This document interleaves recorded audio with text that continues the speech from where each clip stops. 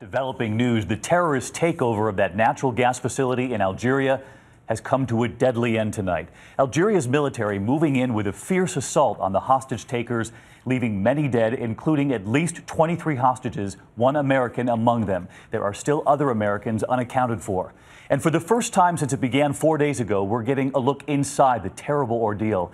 These images, broadcast on Algerian TV, reportedly showing workers held at the compound by a man in military fatigues there, and of hostages kneeling in the sand with their hands in the air.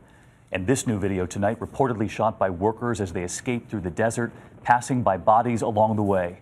In a moment, hear the stories of survival now coming into us, but we begin here with ABC's chief investigative correspondent Brian Ross tonight. The Algerian Army's third and final assault this morning recaptured the BP-run facility, but left many of the hostages dead, apparently executed by the terrorists. Over the 4-day siege in the middle of the Sahara Desert, the final hostage death toll was put by Algerian officials at 23. For our people in Algeria, for their family and their friends, has been and continues to be a distressing and horrific time. At least 2 Americans remain unaccounted for, and 1 American has been confirmed as killed. 58-year-old Fred Butasio of Katy, Texas, a suburb of Houston.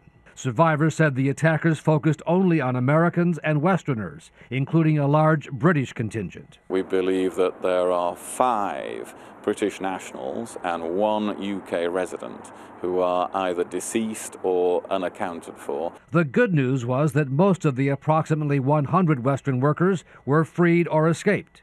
Algerian TV aired what it said was home video taken by one hostage as he escaped across the desert. Very relieved to be out. Among those who also got out was Mark Cobb of Corpus Christi, Texas, described as the BP senior manager at the facility. The Algerian military said it killed at least 32 of the terrorists, their bodies displayed today on Algiers TV. Officials said they were heavily armed with automatic weapons and explosive-packed suicide belts and were preparing to blow up the natural gas facility. As Algerian tanks and special forces surrounded the plant, officials said they had no choice but to go in with guns blazing, even after the U.S. and other governments had asked the Algerians to hold off out of concern for the safety of the hostages. The Algerians' position has always been, we don't negotiate, we don't mess around. The official Algerian news agency says the terrorists began to execute the remaining hostages as the Algerian army moved in.